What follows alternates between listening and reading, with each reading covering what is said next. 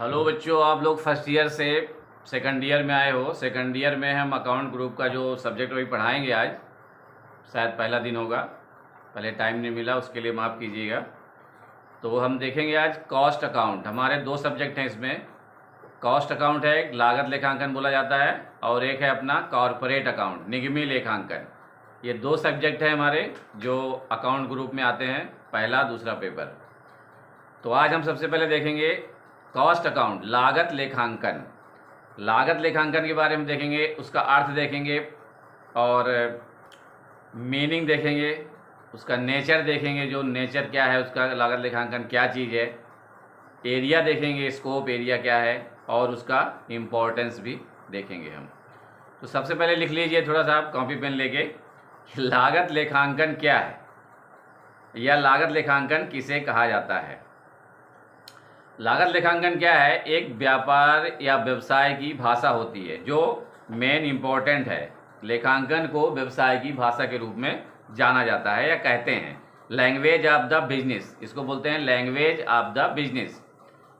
तो प्रत्येक व्यापारी अपने व्यापार की आर्थिक स्थिति एवं लाभ हानि ज्ञात करने के लिए लेखांकन की कोई ना कोई प्रणाली अवश्य अपनाता है या प्रयोग करता है। ठीक है, जो व्यापारी होता है वो अपने व्यापार की लाभ हानि जानने के लिए और आर्थिक स्थिति उसकी जानने के लिए लेखांकन की कोई ना कोई प्रणाली जरूर अपनाएगा, तभी उसका व्यापार का हिसाब किताब, प्रॉफिट, लेन देन जो भी है क्लियर होता जाएगा। एक लेखांकन व्यवसाय के लेन देनों और घटनाओं को जो कम से कम अंशतः मौद्रिक है, मौद्रिक मतलब रुपए पैसे से लेन देन होता है, उसका प्रभावी ढंग से लिखने, वर्गीकृत करने एवं संक्षेप में प्रस्तुत करने तथा उनके आधार पर परिणामों की समीक्षा करने की कला से है। अब लेखांकन के मुख्य रूप से तीन शाखाएं हैं। पहली है वित्तीय लेखांकन, दूसरी लागत लेखांकन, तीसरी प्रबंध लेखांकन। तो हम आज सिर्फ इसके वित्तीय लेखांकन और लागत लेखांकन के बारे में थोड़ी सी जानकारी आपको दे पाएंगे, क्योंकि इसमें समय बहुत कम होता है हमारे पास।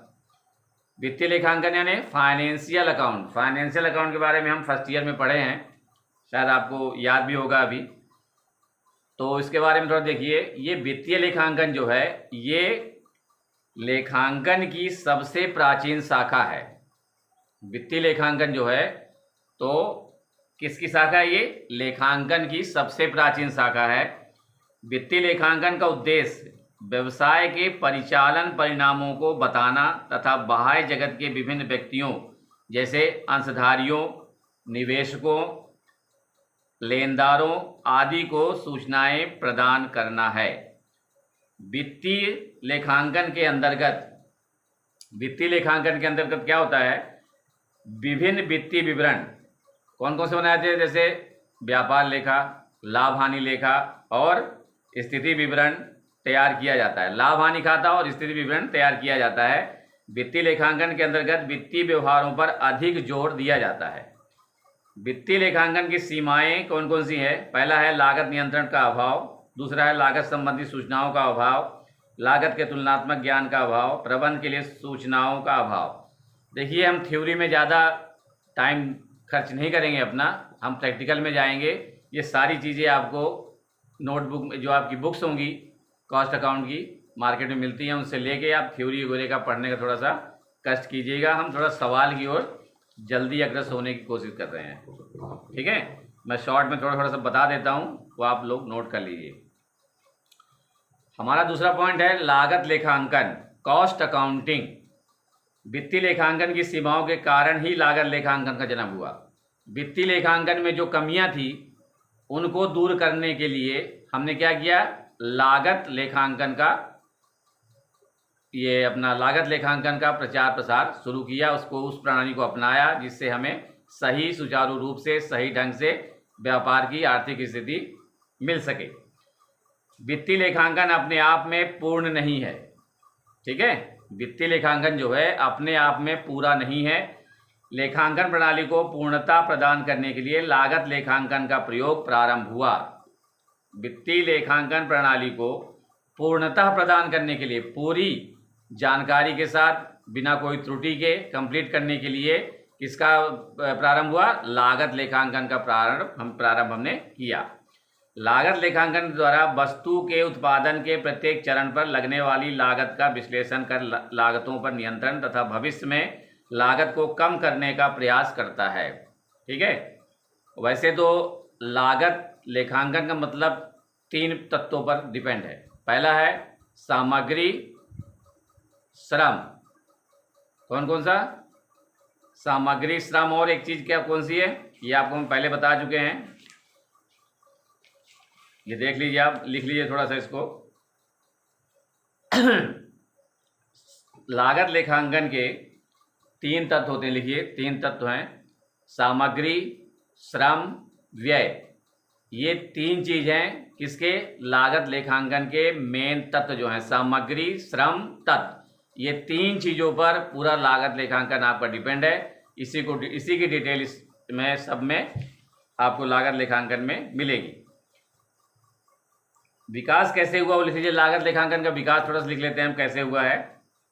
आर्थिक एवं औद्योगिक प्रगति, दीर्घ स्तरीय उत्पादन, श्रम विभाजन, वैज्ञानिक प्रबंध एवं अभिवनीकरण के साथ साथ लागत लेखा पद्धति का विकास हुआ है।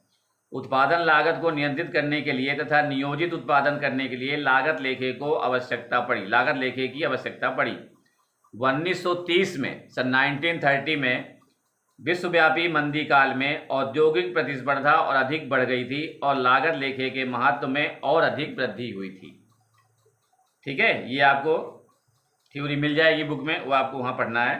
भारत में लागत लेखांकन, cost accounting in India, Bharat में लागत लेखांकन कब शुरू हुआ और कैसे शुरू हुआ, ये आपको मैं थोड़ा सा लिखवा देता हूँ पॉइंट में। भारत में लागत लेखांकन का विकास Indian Institute of Cost and Works की स्थापना के साथ सन 1944 को प्रारंभ हुआ। कब प्रारंभ हुआ? ये 1944 को प्रारंभ हुआ। इस संस्थान की स्थापना का मूल उद्देश्य लागत लेखांकन के क्षेत्र में विशिष्टता प्रदान करना था। इस संस्था को स्थापित करने की आवश्यकता ही लागत लेखांकन के उद्भव एवं विकास को स्वयं सिद्ध करती है। सन 1965 में भारत सरकार ने कंपनी अधिनियम में संशोधन कर यह स्पष्ट व्यवस्था दी कि केंद्र सरकार को यह अधिकार होगा कि वह किसी भी कंपनी में लागत लेखांकन प्रणाली तथा उसके अंकेक्षण को अनिवार्य रूप से लागू करे। ये चीजें हैं आपके पास, वो लिखना है आपको। कंपनी अधिनियम 1956 की धारा 209 ब्रैकेट में 1 और ब्रैकेट में D, इसमें यह स्पष्ट किया गया है कि यदि एक कंपनी इस प्रकार की कंपनी है जो उत्पादन संबंधी, प्रक्रिया संबंधी, निर्माण संबंधी या खनन कार्य में संलग्न है, तो उसे ऐसी सूचनाएं जो सामग्री, श्रम या लागत के अन्य तत्वों के प्रयोग से संबंधित है, केंद्रीय राज्य सरकार द्वारा चाहे जाने पर अपनी लेखांकन पुस्तकों में शामिल करनी पड़ेगी। ये चीज़ें आपको थोड़ा सा लिख लेना है और पढ़ना भी है इसको। अब लिखिए आप, लागत लेखा शास्त्र क्या है? लागत लेखा शास्त्र क्या है?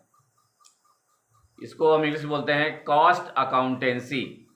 ठीक है, कॉस्ट अकाउंटेंसी क्या है? तो इसको थोड़ा लिख लीजिए, शॉर्ट में लिखवा देते हैं इसकी भाषा लागत लेखा शास्त्र की। लागत नियंत्रण एवं लाभप्रदता के निर्धारण के विज्ञान, कला एवं व्यवहार से है। इसके साथ इसका आशय प्रबंधकीय निर्णय हेतु सूचनाएं प्रस्तुत करने के लिए लागत निर्धारण एवं लागत लेखांकन के सिद्धांतों, विधियों एवं प्रविधियों का उपयोग करने से भी है।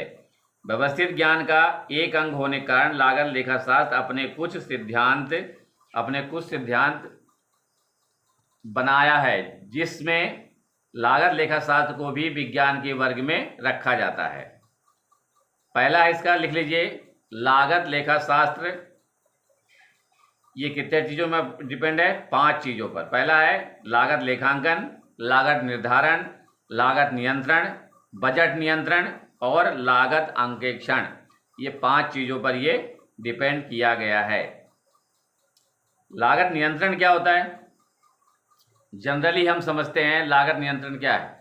लागत नियंत्रण का मतलब है कि हम कोई चीज़ का व्यवसाय कर रहे हैं, मैन्युफैक्चरिंग कर रहे हैं, निर्माण कर रहे हैं, तो जो सामग्री हम लेके आते हैं मार्केट से उसकी वैल्यू कितनी है, अगर वैल्यू ठीक है तो उसका गुण क्या है, उसके क्वालिटी कैसी है, उसमें खर्चा लाने का कितना लग रहा है, उसमें श्रम फिर कितना लगेगा, ये सारी चीज़ों को कंट्रोल करने के लिए जो बनाने में लगने वाला जो कॉस्ट है या सेल करने पे जो कॉस्ट है, ये सारी चीज़ों को जोड़ने के लिए, इनको नियंत्रण में रखने के लिए, नियंत्रण में रखेंगे तो प्रॉफिट होगा, अगर नियंत्रण में नहीं रख पाएंगे तो प्रॉफिट नहीं होगा। इसलिए लागत नियंत्रण बहुत ज़रूरी है, मतलब कॉस्ट कंट्रोल बोला जाता है इसको। ठीक है, ये होता है कॉस्ट कंट्रोल का मेन चीज़, जो लागत में कम से कम लागत से ज़्यादा प्रॉफिट कमा सके। व्यवसाय वही है जो कम से कम लागत में ज़्यादा से ज़्यादा लाभ मिल सके और कमा सके। बजट नियंत्रण है। बजट का मतलब होता है, बजट नियंत्रण का अर्थ यह है कि नीति की आवश्यकता के लिए व्यवस्थापकों के उत्तरदायित्व से संबंधित बजटों के संस्थापन तथा व्यक्तिगत क्रिया द्वारा इस नीति के उद्देश्यों को प्राप्त करने अथवा उनके संशोधन का आधार प्रदान करने के लिए वास्तविक परिणामों की बजट परिणामी से लगातार तुलना करने से है। ये थ्योरी में आप टेंशन मत लेना, थ्योरी आपको बुक में मिल जाएगी और वहाँ से आप पढ़ सकते हो। मैं इसलिए जल्दी कर रहा हूँ कि फिर अपने को क्वेश्चन में जाना है। क्वेश्चन बहुत इंपॉर्टेंट है इसके, जो कि अच्छे मार्क्स कवर कर सकते हैं। लागत अंकेक्षण है। नेक्स्ट पॉइंट है इसका कॉस्ट ऑडिट। ऑडिट का मतलब होता है अंकेक्षण। इसके अंतर्गत क्या होता है अंतर्गत में कि गणितीय शुद्धता, जो हम अकाउंटिंग करते हैं या लिखते हैं तो गणित में जो अशुद्धता रह जाती है उसको ठीक करने के लिए हम क्या करते हैं, अंकेक्षण करवाते हैं। हो सकता है कोई अकाउंटेंट गलत चीज़ें, गलत एंट्री या गलत लेखा बना दिया हो, कोई पॉइंट छोड़ दिया हो, कोई लेन देन छोड़ दिया हो, कोई ट्रांजेक्शन छूट गया हो, तो इन चीज़ों को चेक करने के लिए एक क्या आता है, अंकेक्षक होता है। अंकेक्षक वो होता है जो इन लेखा बहियों को या फिर अकाउंटों को क्या करता है, वो चेक करता है, अंकेक्षक। ठीक है, ऑडिटर जिसको बोला जाता है इंग्लिश में, वो इन चीज़ों को चेक करता है। अगर चेक में कोई गड़बड़ी है, कुछ है, तो फिर उसके हिसाब से जो उसके अपने नियम होते हैं उस हिसाब से कार्रवाई वो करता है उनके साथ में। ठीक है, ये हो गया जी आपका। फिर लागत लेखांकन का क्षेत्र लिख लीजिए कितने हैं, पॉइंट बता देता हूँ मैं। लागत का वर्गीकरण है, लागत का विलेखन है, लागत आवंटन है, लागत निर्धारण है, लागत नियंत्रण है, और लागत तुलना है, लागत प्रतिवेदन है, लागत में कमी, लागत विश्लेषण, लागत अंकेक्षण। ये 10 पॉइंट है इसके, ये आपको थ्योरी में बुक में मिल जाएगी पढ़ने के लिए। ठीक है, ये सारी चीज़ें आपको पढ़ना है। इसके लाभ पढ़ लेना है, लाभ क्या होते हैं, लागत लेखांकन के लाभ क्या है वो भी पढ़ना है। अब मेन चीज़ आपको पढ़ना है लागत लेखांकन और वित्तीय लेखांकन में अंतर क्या है, डिफरेंस क्या है दोनों में। ये दोनों जो अकाउंट है इनमें डिफरेंस क्या है, ये आपको बुक से पढ़ लेना है। अब हम चलते हैं लागत लेखांकन की विभिन्न पद्धतियां। सबसे पहली पद्धति आई है, लिख लो, इकाई अथवा उत्पादन लागत पद्धति, यूनिट और आउटपुट कॉस्टिंग मेथड। दूसरी पद्धति है इसकी उप कार्य लागत निर्धारण विधि, जॉब कॉस्टिंग मेथड।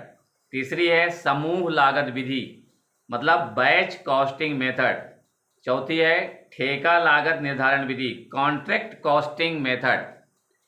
फिफ्थ वाली है प्रक्रिया लागत विधि, प्रोसेस कॉस्टिंग मेथड। प्रोसेस से जो चीज़ें बनाई जाती हैं, जैसे चीनी बनाना है, शक्कर बनाना है, तो शक्कर बनाने के लिए क्या होता है, पहले गन्ने का उत्पादन होता है, फिर गन्ना मिल में जाएगा, मिल में फिर उसका क्या होगा, पहला, दूसरा, तीसरा, 2-3 प्रक्रियाओं के बाद में फिर हमको शक्कर बन के तैयार रहेगी। बहुसंख्यक लागत विधि, मल्टीपल और कंपोजिट कॉस्टिंग मेथड। ये चीज़ें पॉइंट अनुसार आपको लिख लेना है, इसकी डिटेल भी लिखना है। लागत निर्धारण की प्रविधियां जो है, ऐतिहासिक लागत प्रविधि, प्रथम लागत पद्धति, सीमांत लागत पद्धति, संविलियन लागत प्रविधि, प्रत्यक्ष लागत प्रविधि, एक रूप लागत पद्धति। कहीं प्रविधि कहीं पद्धति दिया हुआ है इसमें। लागत लेखांकन प्रणाली स्थापित करने से पूर्व ध्यान देने योग्य बातें, तकनीकी विशेषताएं पहले देखेंगे हम, फिर उत्पादन विधियां देखेंगे, उत्पादन वस्तु की प्रकृति देखेंगे इसमें। नेक्स्ट है लागत इकाई तथा लागत केंद्र, cost unit and cost centre. कारखाने का आकार एवं संगठन देखेंगे। क्रय का तथा इन्वेंटरी नियंत्रण भी इसी में किया जाएगा। अब लागत केंद्र एवं लागत इकाई, कॉस्ट सेंटर, ये आपको ध्यान रखना है, ये क्वेश्चन आता है कि लागत केंद्र क्या होता है और कॉस्ट इकाई क्या होती है, कॉस्ट यूनिट क्या होता है, मतलब कॉस्ट सेंटर और कॉस्ट यूनिट क्या है, ये आपको हम कल बताएंगे। आज समय समाप्त हो चुका है, कल करेंगे हम इसको। धन्यवाद।